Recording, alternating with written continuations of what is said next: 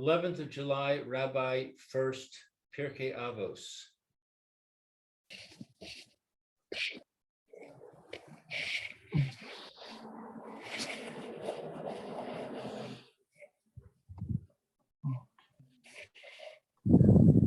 Okay. Good morning, Demir. Good morning, Elazar. Good morning, Lou. How's everyone? Kol Beseder. Okay. Good morning, it's Rabbi Shlomo Furst here. She's Sama Naushi here in Yerushalayim Kiryat Zoom. We are currently learning about the Chet Adam Rishon, eating from the Tzadash, the ramifications from that. And we have, let's see, I'm putting on the screen share. Okay, I want to just review briefly what we learned yesterday, and then we'll discuss if anything discussed, and then we'll go to one or two other things after that. Yeah. Let's see. Who would like to? Let's review what we learned yesterday. Let's just see again. We have the Gemara in and the Medrash Danu. Yeah, and would like to volunteer to read? I will volunteer. Okay, thank you. Lou, go ahead. Okay, so the first one is the Maseches Eruvin. Right. Amar Rav Yitzchak bar Avdimi, Rav Yitzchak, son of Avdimi, said, Asar kalalos niskala hu. 10 curses are cursed. She is cursed with. Dichasiv el haisha amar harbe arva. And that it is written to the woman. He said many things. Elu shnei tefei damim. Tipe dummy. Drop. Tipe. Literally drops. They are two drops of blood. Echad dam nida. One is the blood of menstruation. The echad dam besulin, and one is the blood of the virgin. Okay, now we're on the midrash. Al ha'adam asar de zeros. Concerning the man, there were 10 decrees were decreed. The Eluhain, and these are them. Nik Nisa Alav Misa. The penalty upon him of death.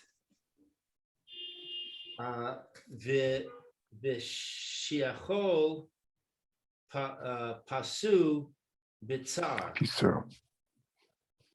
That he would eat his bread in sorrow. V'shiachol tov umotzi ra. That he would eat good and he would excrete bad. V'shihiyu banim shelo golim mimakom limkom. That it would be that his children would be exiled from place to place. Ushe sashlot bo rima visolea.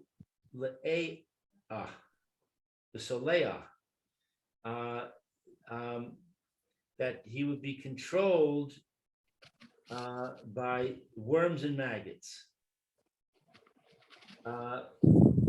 una masru lo behema chaya och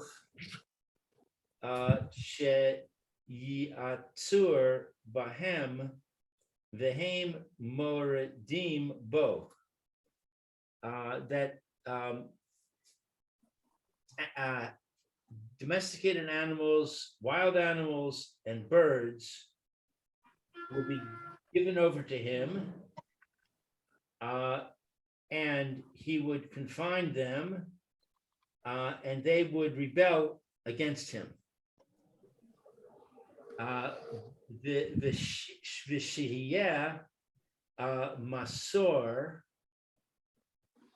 l'chaya re'ah she'yimos, and they would be given over to him, wild animals, which are bad, and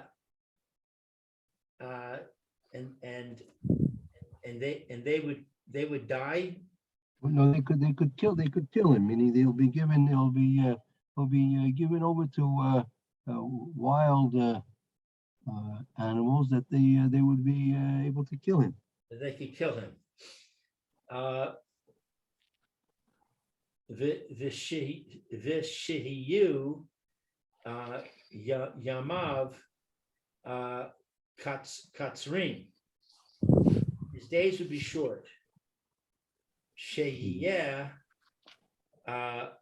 Dino Mochain La'atid Lavo, and that his judgment will be prepared for the future to come. So one second. So let's.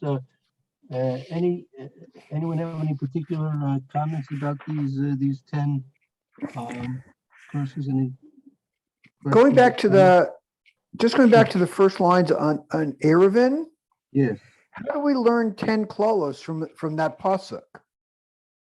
So the Limud, I'm not exactly sure. I mean, the Gemara goes further and quotes Oh, okay. some of the All other right. ones. It doesn't quote it. It doesn't seem to quote all 10, but it seems it lists a few. Okay. And a lot of it's based on the psukim. Yeah. Okay. Okay, fine. Animals have a natural fear of people. Mhm. You don't really have to worry about animals killing people unless you have like a man killer, but that's an aberration. So it doesn't seem that this one that says that they'll be given over to wicked animals that will kill him doesn't sound right. Well, let's put it this way. I mean, they have the power. There's a certain fear which a Kadosh Baruch Hu puts into the animal kingdom of people, but nevertheless they do have they are powerful enough to be able to kill a man. That's definitely so. Whether they do it or not, I mean, again, people have to take precautions. I mean, as fearful as animals may be of people, the person would not be recommended to walk around unarmed, or even to walk around at all in the in the middle of the African forests and such. It's a dangerous place, and they may have an instinctive fear, but yet they do have the power that if Hashem would allow them to, they could kill people, and it's happened. It's happened. People are fearful of getting killed by wild animals, bears and such, right? Bears, you always hear about bears in Muncie. You're still finding bears in Muncie, Eliezer? Probably. Bears in Muncie? Yeah. They come down from the mountains. Well, bears is a good example. Bears will run away from people. The only occasion that I know of that a bear will attack a person under natural circumstances is if you get in between the mother and her cub. Then you're in real trouble. Although I don't know, grizzly bears, maybe grizzly bears and polar bears might attack people naturally. Mhm. Yeah, okay. Next question. That the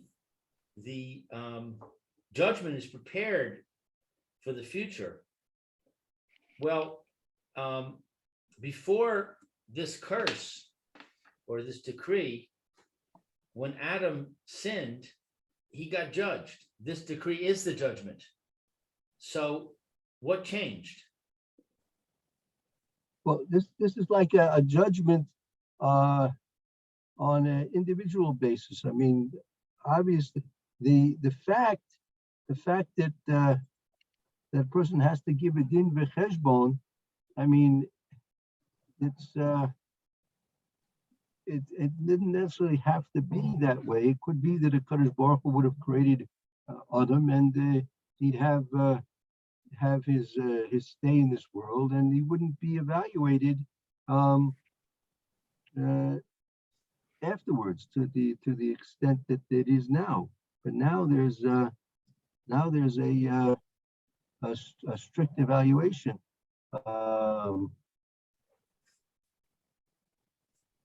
That every person has to go through, right? So it's a very serious thing.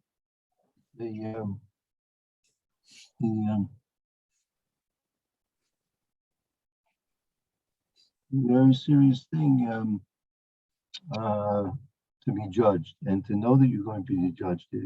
Obviously, it wasn't the same type of judgment that was originally intended, right?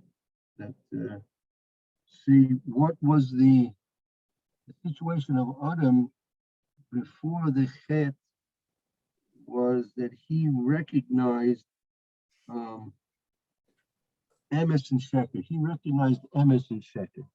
He was told not to eat from the eitz hadas toiv l'ra.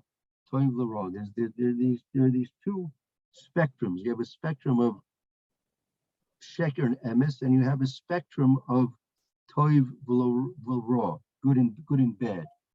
Right? Now, before the Chet, the only spectrum, so to speak, that Adam Rishon, humanity, in other words, was able to perceive through their seichel was the spectrum of emes and sheker. You know, this is something was emes, this is something was sheker, right? So, and then you had to be behaving accordingly. Something which is emes, you would attract yourself to, and something which is sheker, you would stay away from. But after they ate from the eitz hadas mitoiv l'ra, so they added a spectrum, another spectrum of perception of toiv and ra, good and bad. Right. So what happened was the spectrum now of good and bad was now confusing the difference between emes and sheker. Emes and sheker were absolutes before the Chet Adam Rishon. Now that he had eaten from the eitz hadas toiv l'ra, now he gained the knowledge of what's good and the knowledge of what's bad. So now what's emes and sheker is now biased, is based on a subjective bias of what's tov l'ra. There used to be tov l'ra was absolute, and now it's subjective. Now emes and sheker is subjective based on the bias of tov l'ra. So based on that, you have to give a din v'cheshbon. There's going to be a din v'cheshbon on that. You're going to say, well, you said this was true because you felt that was good. So let's evaluate it. Let's evaluate how absolutely good it was, and then we'll try and understand how absolutely true it was, and evaluate your behavior based on your own conceptions of what's good and bad now. So if you have a Torah, which tells you what's good and bad and what's Torah and what's emes and sheker, so the Torah can reset your seichel, your intelligence, to understand as clearly as possible what's tov v'ra and what's emes v'sheker. But if you don't have Torah, or to the extent that you abide by Torah, or to the extent that you understand Torah, so then you're going to be slipping further and further away from what's truly emes and what's truly sheker, and it'll be more and more balanced and biased and subjective according to what you think on your own, without the Das Torah, which will allow you to evaluate things in the true light of what's emes and the true light of what's sheker, based on the Torah's understanding of what's good and what's bad. So then you have to have a din v'cheshbon. That you have to, let's take a look at your subjective evaluations of what was good and bad, and therefore how it reflected upon your behavior in terms of doing things which are sheker and doing things which are true, and we'll give you a din v'cheshbon on that. So that din v'cheshbon didn't exist before the Chet of Adam Arishon. So it's a whole different type of a din v'cheshbon. Muchan lost Litzisha Dinoi, his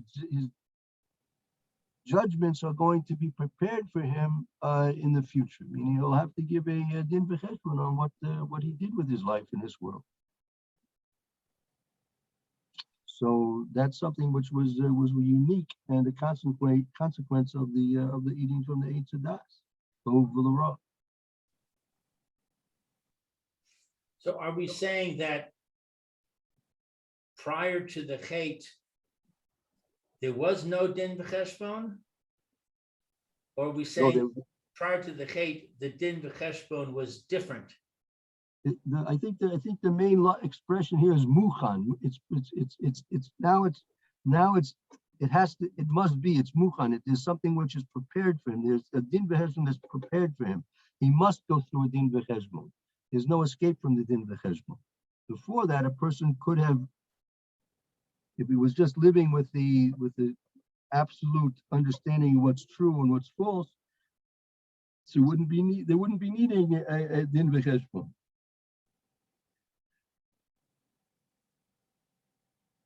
So he wouldn't have to deal with the question of what did you accomplish in your life? No, because he would be functioning under the true understanding of what's emes and sheker, and he would be unbiased in what he was doing with his life. His life would be unbiased. But once you now incorporate tov v'ra, so spending Pesach in Hawaii, right, is very good. It's very good. I need that. Is it? How true is it that that's what you should be doing? So the truth of the matter is very subjective because of what he thinks is good. So he's going to have to give an explanation of why he thought it was so good.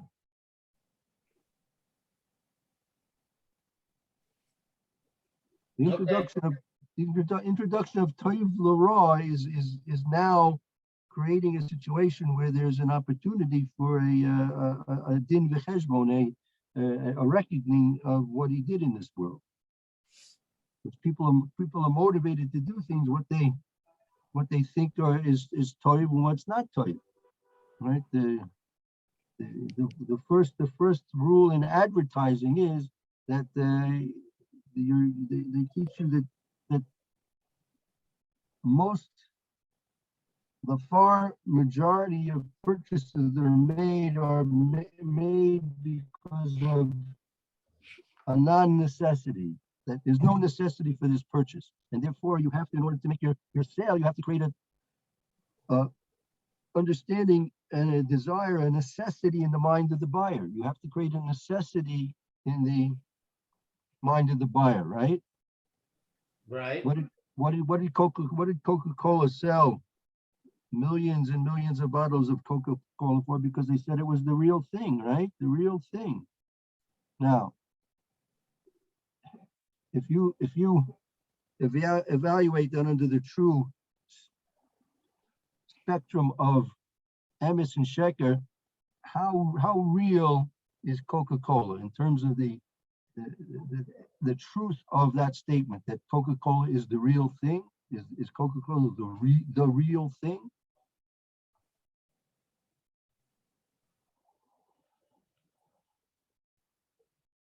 It's obviously not the real thing. There's nothing real about it. It's all sheker.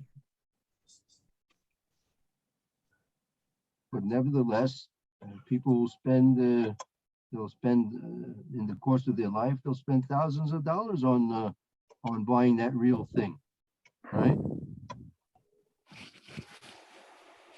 Isn't a glass of water more real than a glass of Coca-Cola? What do you say, Roy? You think so? What's more real, a Coca-Cola or a glass of water? Well, they're both real, but I don't know what you mean by the real thing. I guess you have to talk to a Coca-Cola executive and ask him what it means. But I know what you're getting at, but yes. So, and that's just one minor example of what we're talking about, a person's decisions in life, where he's going to live, what kind of a way he's going to make parnasa, what kind of a person he's going to marry, or what he's going to do with his children, how he's going to spend his free time. You know, all these things. These are all influenced by external motivations, which are many times very far from the truth of what he should really be doing. And so a person's going to have to give an answering to that. Right? So that was the natural consequences of creating this subjective bias of Toyev L'Ra into the absolute understanding of what emes and sheker is. So we lost that ability of understanding what true emes and sheker is, because now we're biased by Toyev L'Ra. And again, to the extent that a person is understanding and learning and fulfilling the Torah, that to the extent he gets back to the original situation of pure emes and pure sheker.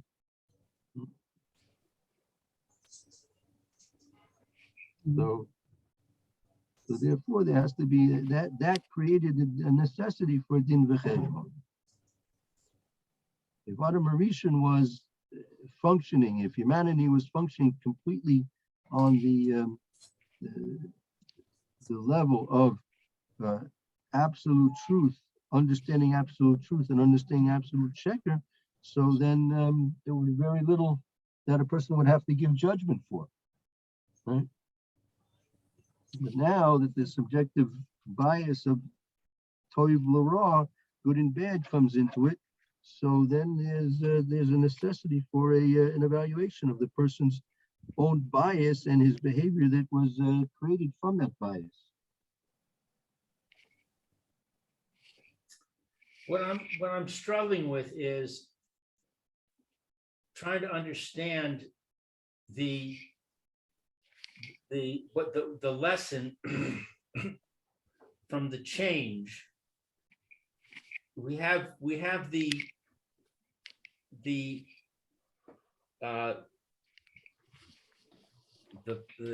what's the word?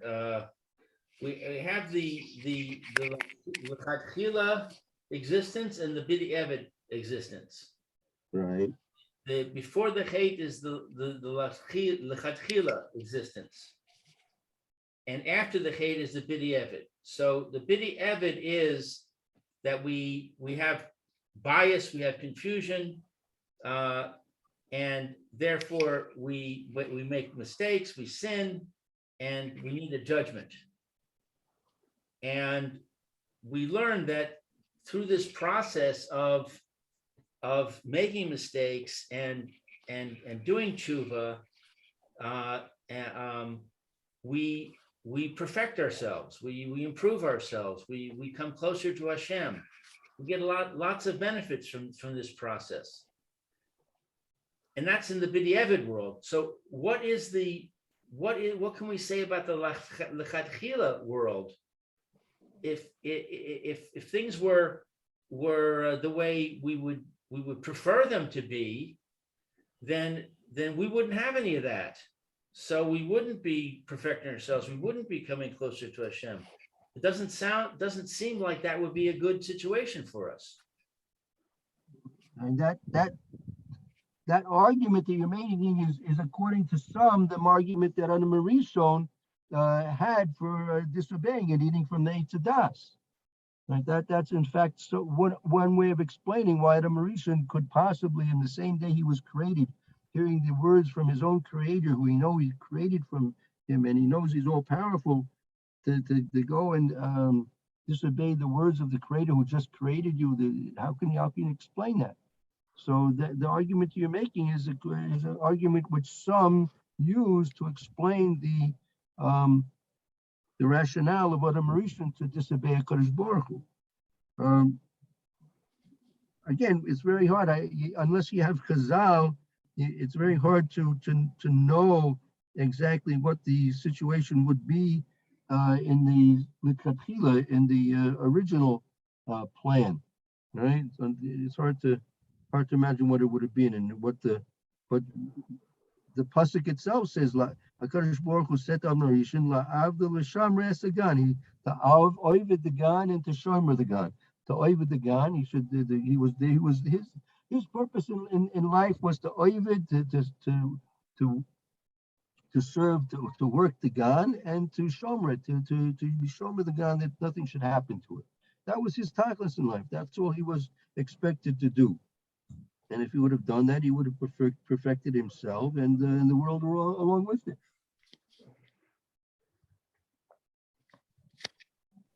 Right. So in other words, we don't really understand that original plan. We have no clue as to what it means. What's going on there. Look, there could be Chazal. I'm not. If I was familiar with some Chazal that spoke about it, maybe I've seen them, maybe I would remember them. I could say something. But unless you have a Chazal to give you some insight, some glimpse of what the situation was beforehand, it's very difficult to conjecture. It's not for us to conjecture about those things.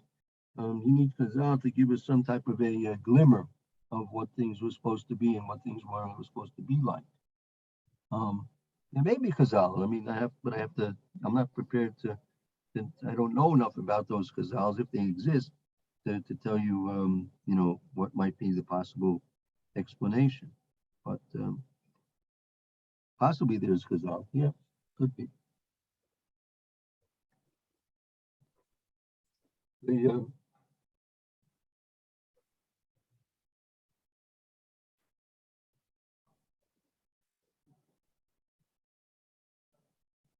There's not that much explanation about this, so it's hard to really go into details.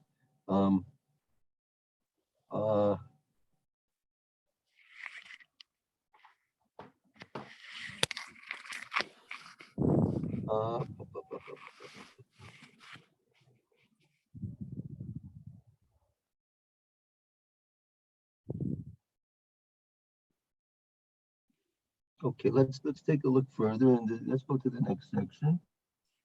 V'asar gezeros al Chava, and there were 10 decrees concerning Chava.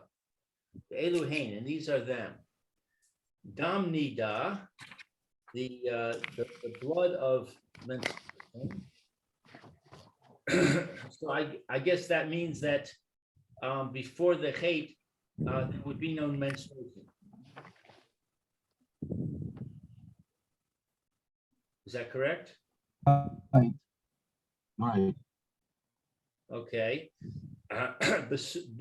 Besulim, that's the blood of virginity. Tsar harayon, the difficulty of pregnancy. Leda, birth, the difficulty of birth. Sheyeh bala makne la, that her husband will be jealous of her. Vishiyeh Sholet Ba, and he would be in control of her. Ushsiyeh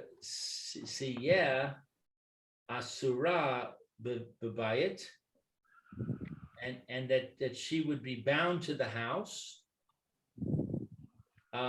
Ushetiyeh Mechusa, and she would be covered up. Ushetiyeh Mizak Nas Bimhera, and that she would age quickly.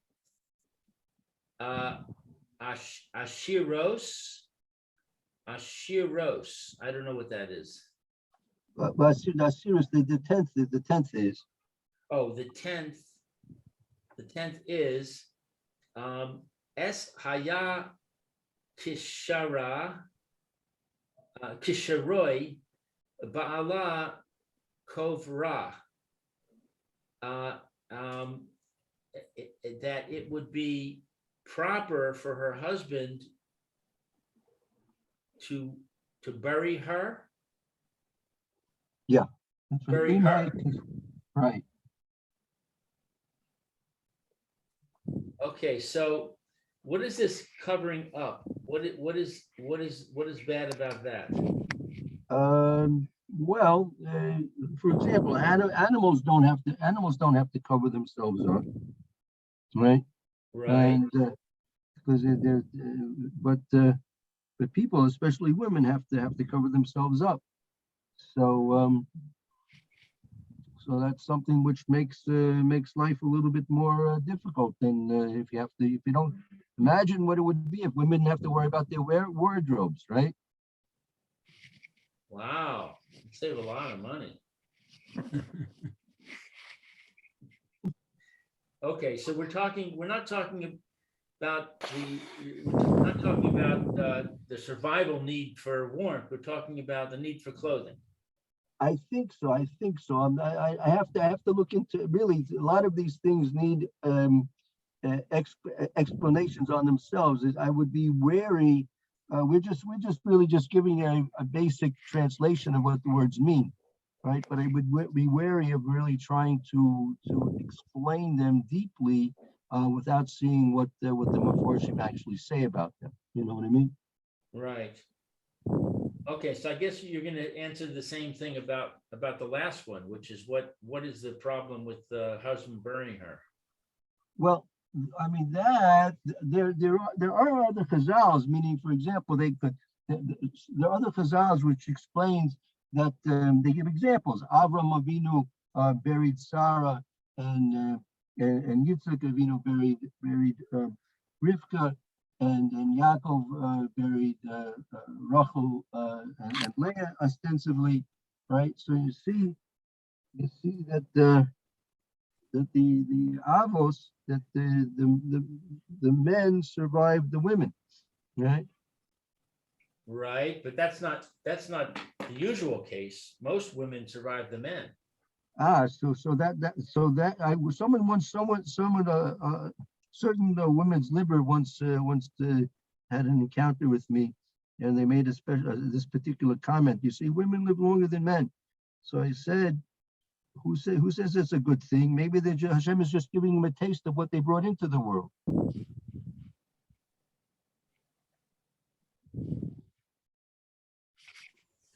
I don't get it. That they brought the woman brought death into the world. So the fact that women may outlive their husbands, well, let's put it this way: the women that outlive their husbands, and they have to live with the fact of death, right? They have to live with the fact and the consequences of death, which they brought into the world, which is basically a penalty.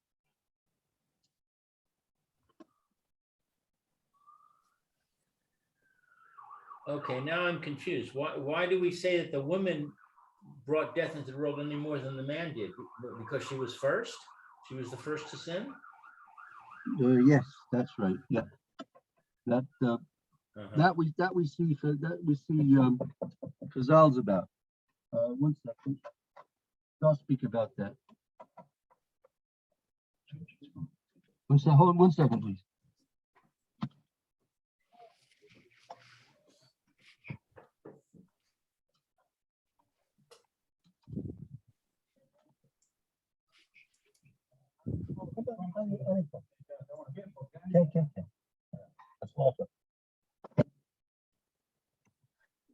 Excuse me. Yeah, that's spoken at length that death is attributed to Chava. She's given the credit for bringing And death yet, into the world. that doesn't seem to be mentioned here in her list of decrees.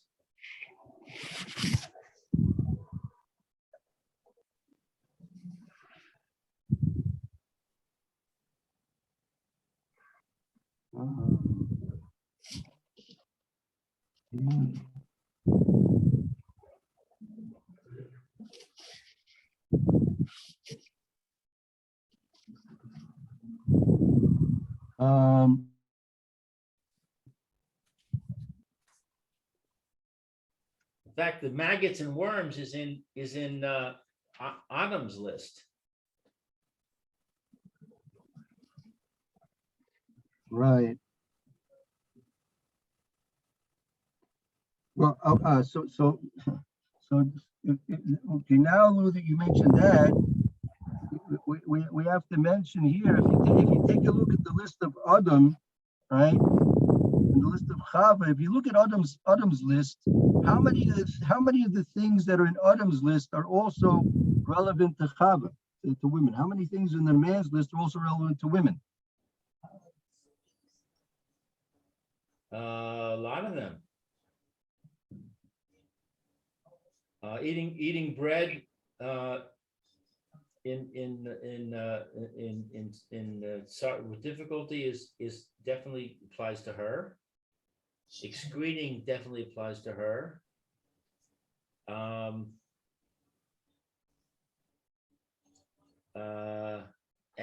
Offspring being exiled from place to place applies to her. Maggots and worms applies to her.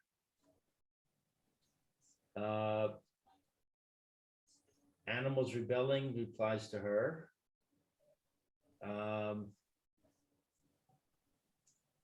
Animals, dangerous animals applies to her. They all apply to her. Yeah. Okay. Very good. And now let's go the opposite way. Let's apply those things of Chava to men, to Adam. Okay, so Dam Nida, no. Basula Lim, no. Pregnancy, no. Birth, no. Her husband jealous of her, no. Her husband controlling her, no. Bound to the house, I think probably no. Covering up, well, a man has to wear clothing also. Yeah, so I guess that's something that they share, right? Right. Aging quickly, I think men don't age as quickly as women. Mhm. So I would say that's a no. And burying the spouse, I would say is a yes. Right. Right. So we had three of hers apply to him, all of his apply to her. right. So that so if you were a statistician, what did the statistics say about this?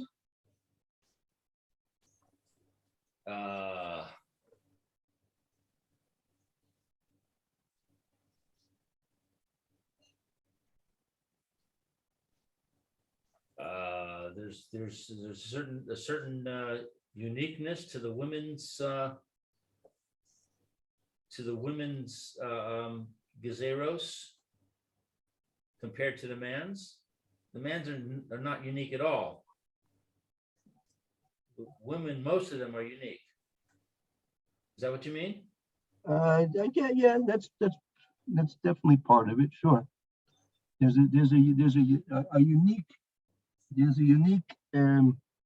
specification of these gezeros that are exclusive to Chava and not relevant to Adam.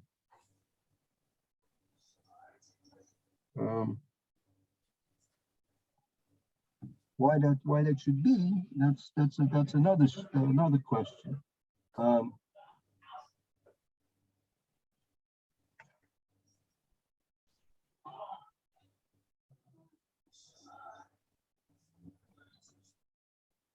But